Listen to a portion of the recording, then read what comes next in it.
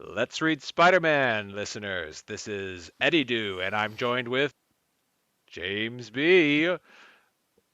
One more time. Well, you got to say your name there. Oh, I thought you were going to address the listeners I was going to. yourself before the podcast started. I was gonna say you got to say James B. and then I'll finish my thing. Oh, okay. Sorry. I didn't know I was with you for this. I thought that was You're just with me you. for this. Oh, that was not made clear at all. I'm sorry. No, it wasn't. You're like, I'm going to do something before we even start. I'm like, okay, I don't have to do anything. All right, you have to say your name too. So Yes, I now have to edit out 35 seconds. We're just recording, so you can start all over whenever you're ready. Oh, okay. All right. You ready?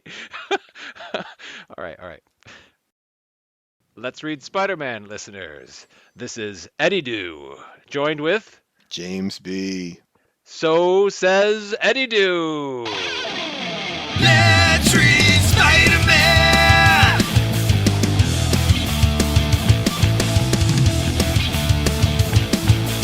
Let's read Spider-Man! Spider-Man!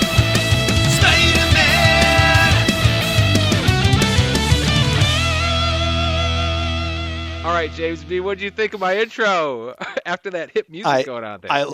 I like the idea of you having a crazy intro. I think I always think our music is what really keeps people with us, but I figure if they've lasted this long, they probably stuck it out. I mean that we gotta have to credit Jeff Keniston for that fantastic music that you all hear all the time.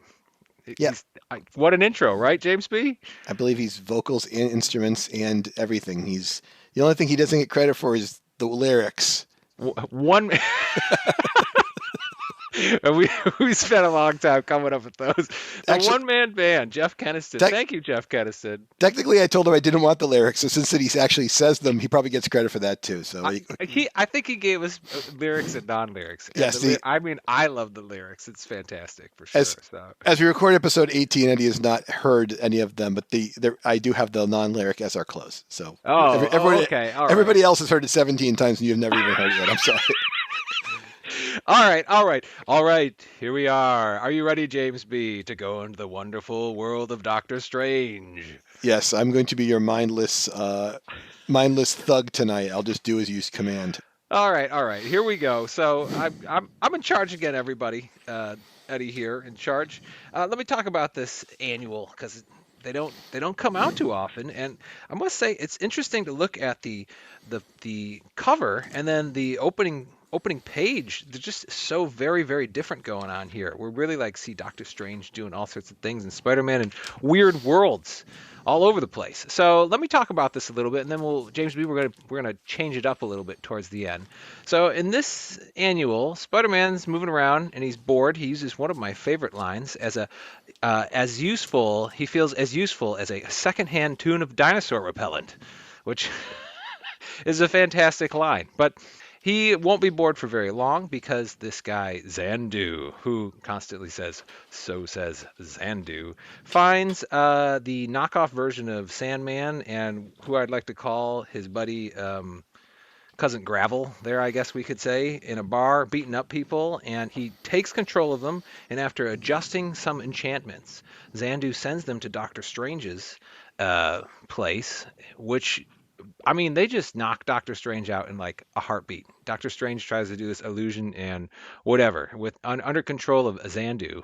And correct me if I'm wrong saying that name, listeners. All right, I'm not a Doctor Strange person particularly. So, anyways, they steal the wand of or the half of wand of Watum, and Spider-Man sees them leaving, and he starts fighting these two thugs that have been uh, enchanted by Zandu or put under a spell, whatever you would like to say.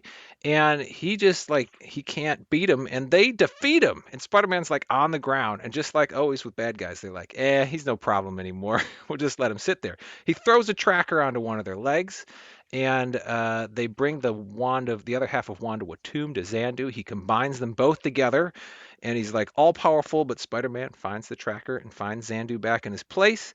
He gets defeated again. He gets thrown into like a portal into another dimension, and Spider-Man very cleverly picks up the wand just before he gets sucked into the dimension, and Zandu's all upset. So he's got a sickest thugs after him again. Doctor Strange finally wakes up and uses his amulet to find Zandu, and he battles He battles Xandu, and Spidey once again. I mean, it says he allowed himself to get defeated, so he's in some weird world that he's got a portal out of, and knockoff Sandman and Cousin Gravel catch him, and they bring him back because he allows himself to be defeated. He knows he's going to lose. So essentially, he gets defeated again, and he shows up. And when he shows back up, Doctor Strange and Xandu have been going at it quite a bit. And then Xandu gets the wand, defeats Doctor Strange. Doctor Strange has to go into his ectoplasmic self, and he helps Spidey end up defeating the knockoff Sandman and Cousin Gravel there by electrocuting him is what I think he does to him. Doctor Strange and Spidey combine their powers to defeat Xandu, and Doctor Strange like lights up the wand and says, "No more for the wand," and then that's about it. That ends with Spider-Man standing on a building and may the Vishni watch over thee, is Doctor Strange there as he floats away with his magical cape. So, James B., I would like to do a pros and a cons to see if we can kind of scientifically determine whether this was a good annual or not. Okay, James B.? So, Sure. James B., do you want to take a side, pros or cons? We can let listeners know. Yeah, I'm going to take. I'll take cons. I do have a couple comments, but I'll squeeze them into my cons. Okay, all right, sounds good. All right, do you want to go first? Any cons you want to state clearly to start off? Spider-Man's way too casual about being sucked into a portal. Just like not a problem. It It's seems like he's done this before and he's not worried about it at all.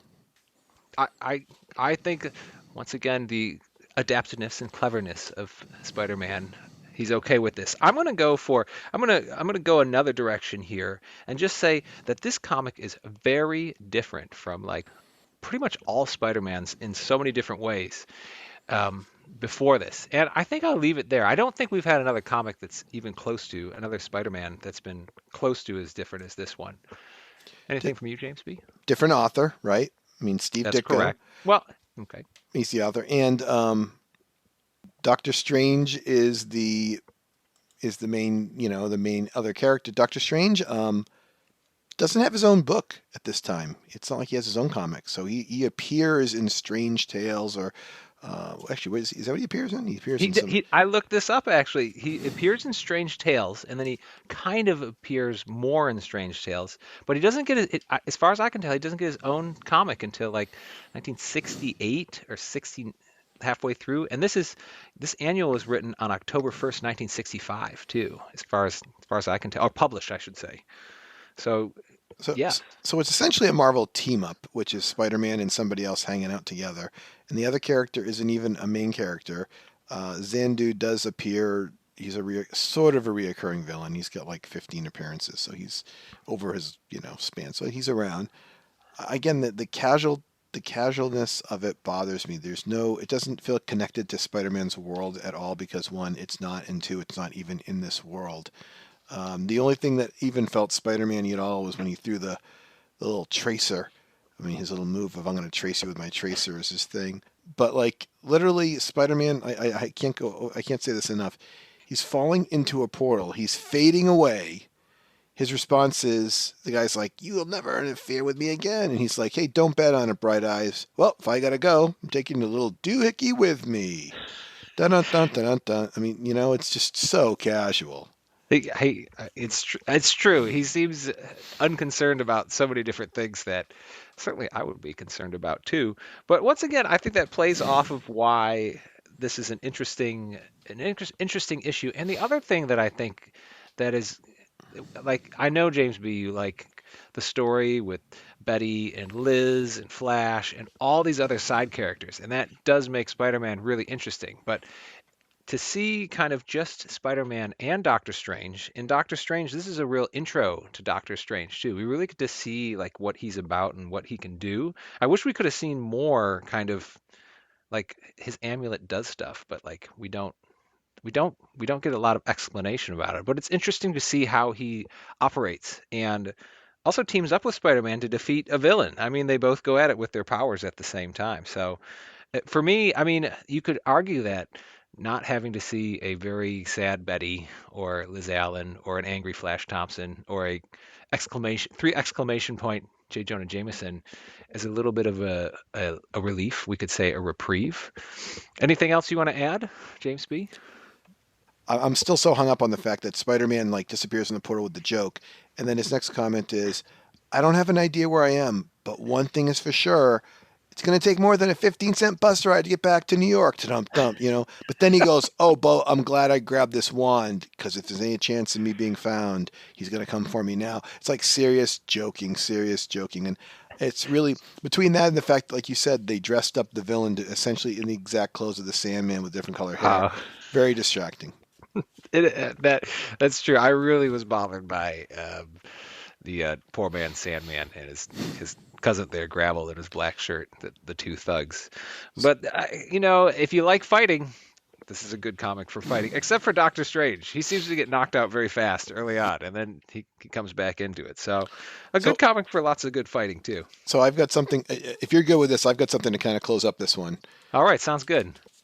Two things. One is you noted earlier that these don't come out too often. I'm gonna let you know they come out annually. By the way, so you're correct. They don't come out too often. I'd say every 11 to 13 months or so.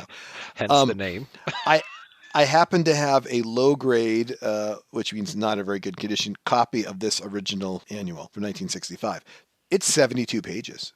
It said it contains 3 of Spidey's full-length stories. Well, what else is going to be in here? What else is going to be in the annual besides this Doctor Strange? It says on the cover, 3 Story? of Spidey's earliest, greatest, most requested full-length epics. Wow. You and I will take turns guessing. You get, I guess, 3 guesses each. Well, this is a surprise. I know the Human Torch doesn't show up, but uh, I don't know. Betty Brant, we get more about Betty or something like Oh, that. I don't think you're understanding what I think I don't happens know here. if I. Okay. I think they've reprinted in this issue 3 of the previous issues we've already covered, Eddie. Oh, I see. Oh, okay, I understand. And I'm Oh, saying, so there's. which ones did you think? Now, none are on the cover. Oh, okay. What do All you right. think is in here? I'm gonna go for that early one where Spider-Man goes to the Human Torch and messes up his house. I can't remember what he did before that, but it Okay. was a very controversial one. Yeah, I understand that. I don't know if that's a full-length epic. Oh, that's true. I All right, you go, James B. All right, so the dilemma here is, are they going to put a really good one in, or are they going to put in something that they're not going to plan on reprinting another time, but they can sort of squeeze it in here, you know what I'm saying? So I'm going to say the Enforcer story, number 10, I think would be in here, because it's not that good, but it's good enough to be jammed in here. I'm going to pick that one, issue 10. Wow. I'm gonna go for Doc Ock because I think that's The first appearance, number 2. yes. I'm gonna go for Doc Ock first appearance Sure. because he's like Spider-Man's main kind I of think battle guy. I think that's a great guess. I was debating. I just feel like they would. I just felt if he was in here, they might put it on the cover. So I'm going to say that they put in the one that's the Living Brain story again. I'm just going to keep picking all the terrible. That's the one that's the tribute to teenagers story. I think that one's in here. I think that might be 6. I'm not positive. Okay, I'll go for first Green Goblin. I'll do the opposite because I think it's gonna be the first Green Goblin again. Okay. I can't remember which issue. I gotta look at it here. All right. And if I'm going to have to take a, I said Doc Ock was 2. I think Doc Ock is 3. I'm going to take 2, which I think is the first Vulture. It's a good guess. All right, I'm ready for the reveal. Did you? I think you got one more guess, don't you? Oh, You took that's true. I wasted mine on Weird Torch. you took Goblin, and you took And first Goblin, Doc first Ock. Doc Ock. first Human Torch would be the when he goes and visits the Fantastic Four. Technically, want that one? Sure, I'll take that one too. Number 1. Okay. Yeah. All right. Let's see. So it looks like it's. Let's see. They're all calling him a menace and everything. It's number 1. It's the one that's gonna. It's the one that has the Human Torch. Oh, Let's see. He's fighting against the. Oh no! It's the Tinkerer one. Your That favorite James B. I'm sorry, we're not very good reviewers of our own story, because it's the Tinkerer issue. Actually, no, this is also when he fights. It's the same one. The Tinkerer issue is the same one when he Yeah. faces. So it's the Tinkerer story, and the capsules in here too. So the first one is it's the capsule, the J. Jonah Jameson capsule, Oh, which is part of the right, right. story of one, right? Yes. But it's not. And then the second one is the Tinkerer part of two. Oh, I see what they're doing. They're not giving you the good parts. So Oh, they gave you the Tinkerer, and then they gave you that one. Let's see what the third one is. Maybe we'll get the Chameleon or somebody. Let's see what the third one is. Oh, then they give you some ads in the middle with some of his things. Oh, I almost guessed Doctor Doom. Doctor Doom is the last one. Okay, so it's really? part of one, part of two, and part of five. But the part of one and two they give you is the capsule, and Oh, yeah. So there's like no first appearances of any of the villains unless you. Oh, sorry, the Tinkerer, the terrible Tinkerer. I So like the Tinkerer. it's annuals. So this annual now, if you bought it, you get the Tinkerer story, the Doctor Doom story, and the Oh, Capsule. So they give you some of the other worst stories of all time. So this is a terrible annual. This is garbage. it. I can't even pretend to argue for it anymore. The fact that like it's all fighting. They just fight and fight, and I'm like, there's nothing here but fighting, which is fine Uh, sometimes, but yeah. nothing makes sense too. I'm like, I don't even know who this guy is or what the wand is or whatever. Eddie, do you have time for our sponsor? I'm ready for a sponsor. Eddie, we have a new sponsor this week. Let me just get the copy here. Eddie, are you feeling as useful as a secondhand tube of dinosaur repellent? Would you like a cool place to hang out? Uh, Well, Eddie, there is a place for you. It's a place full of savage bullies who are proud of their strength but sorely lacking in intelligence. If so, Eddie, please come to Cousin Gravel's Bar in Woodside. While Queens bustles on, this well worn, vintage Irish pub stays the same. Regulars such as knockoff version of Sandman and the man called Cannonball line the front bar, while Cousin Gravel himself hosts guests in the wood paneled dining room, made all the more classic with vintage, antique wooden tables and chairs from an honest age of pre-chained family dining. So don't crawl back in the woodwork. Come out and see at Cousin Gravel's. In a city lousy with buzzworthy bars, this simple, charming establishment is still among the best. Open 11 a.m. to 4 a.m. daily, 718-429-9339. Eddie, do you have any interest in bringing your mom or your family to Cousin Gravel's? to hang out with the bullies. I don't know. I appreciate them sponsoring us, but I'm not sure. Perhaps. I remember in the issue, Eddie, I was able to you could see the inside of the bar. It does look like it has a lot of wood in it. That's nice. Yeah, for sure. The character the characters. I don't know. I'm not like a prize fighter or something, since there seems to be some fights that occur there occasionally, right? I believe so. I believe it. But that's just part of the charm. Why would you go, Eddie, to somewhere like Red Robin when you could go to Cousin Gravel's, right? Well, I guess if I get to meet Cannonball, I would like to ask Cannonball about how what it's like to be with the Ringmaster's crew, right? The Ringmaster's crew. Absolutely. All right, Eddie, we're going to move on and talk about the issue with the Scorpion here, which I think is issue 20. I'll say 29. Okay. And I didn't write down the title of this one, so I know it's a Scorpion. Okay. It's Never called step on a scorpion. Yes, never step on a scorpion. And then it says, or you think it's easy to dream of titles like this, which is weird. So, Eddie, I'm going to summarize the first 5 pages. So, Peter Parker's too fat for his clothes, so he gets some money, which he's low on, which is one of the reoccurring problems he has. The Scorpion escapes from the police wearing his costume, which is, again, another reoccurring problem that we have where villains keep escaping in their costumes. And then news of a cat burglar and his scientific equipment is being stolen is overheard. I think he's talking to Foswell JJ. This is a setup, by the way, for the next couple of issues. They're just doing a setup, which is really, I think, a strength of these issues. And I miss them sometimes, and you're like, but I knew the next issue of the cat burglar, and so I noticed it.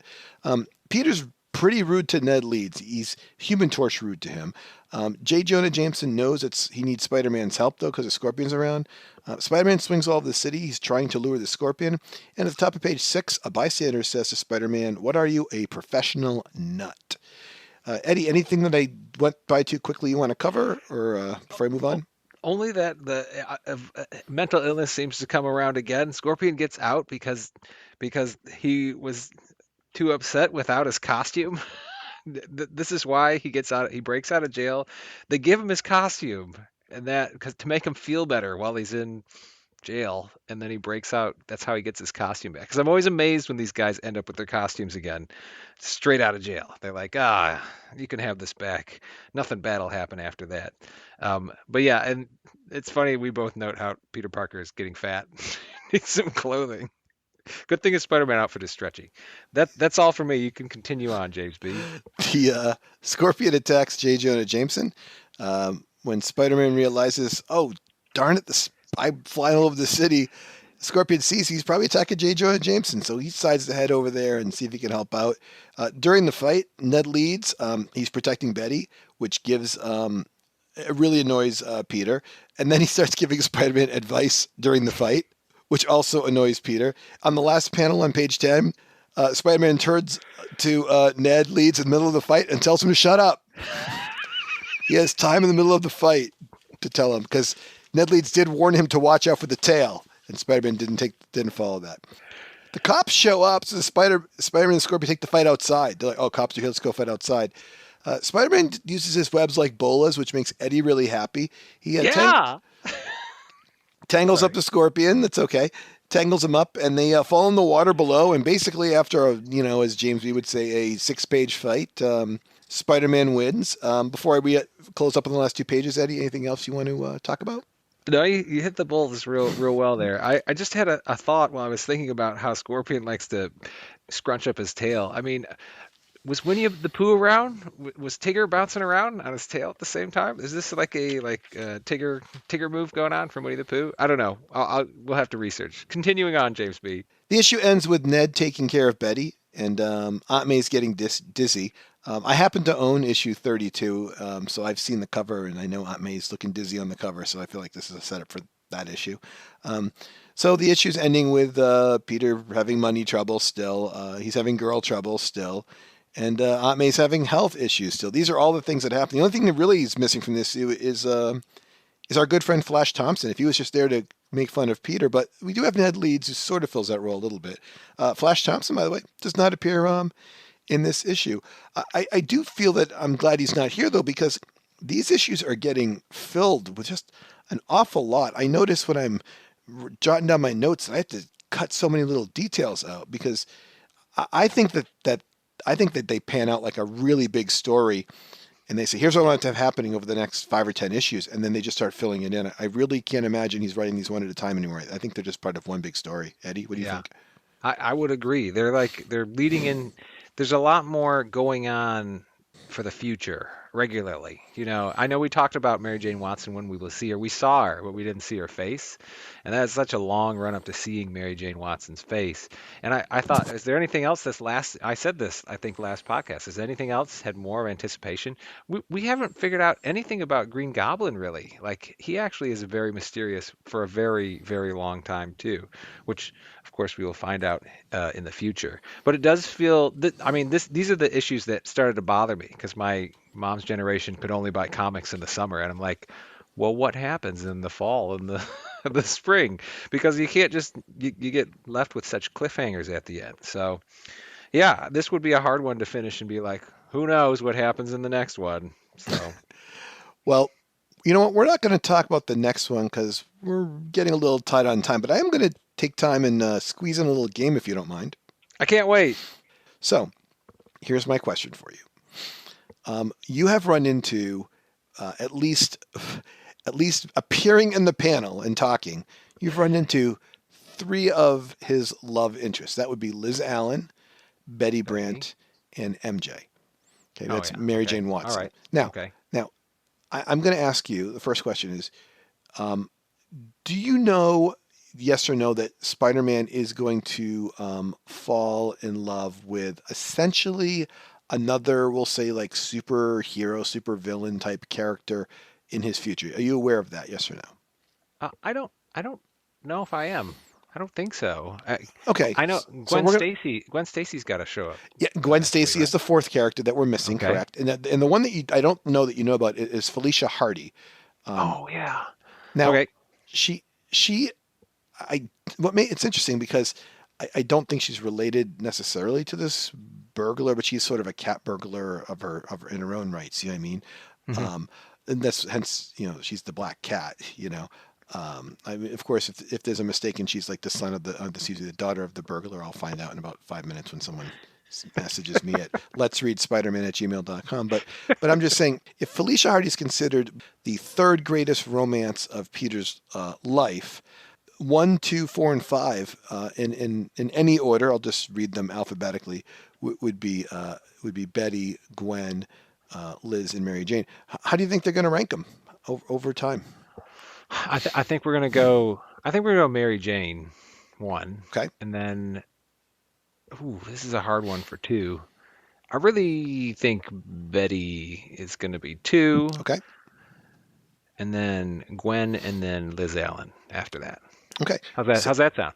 How'd I do? this is I'm reading this on the internet. I'm not the one who this is. This is opinions. This is opinions. So you Right, can't you right, can't be wrong. Liz right. Allen is considered fifth. Betty Brant is right in front of Liz Allen at 4.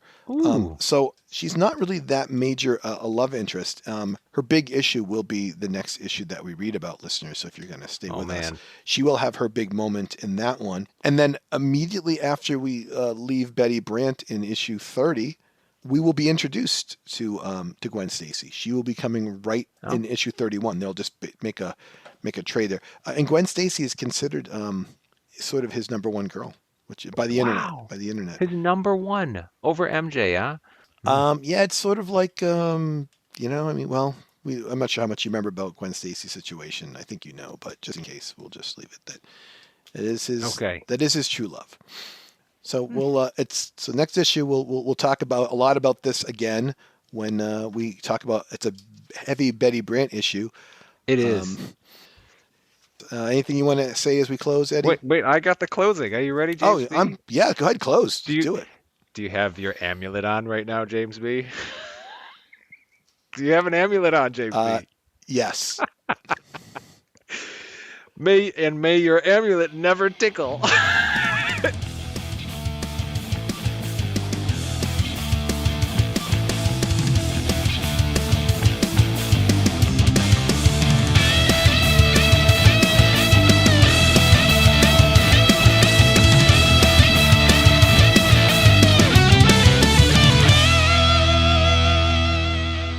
Okay, the annual was terrible, but I love that last line from Spider-Man. Fantastic last line. Yelling that off to Doctor Strange as he Yes. floats away there. Eddie, it's a great last line. But next time you say the last line, just be aware that I'm cutting everything after it, and the music's just cueing. So everything you're saying right now does not make the podcast. So you don't have to reflect on it. This is what plays after the non-words. This is the part that's going to play after the music ends. I'm going to That's keep right. playing this part so people can hear you and your outtakes. So, All right, fine. Goodbye, listeners. Thank you for listening. yes, goodbye.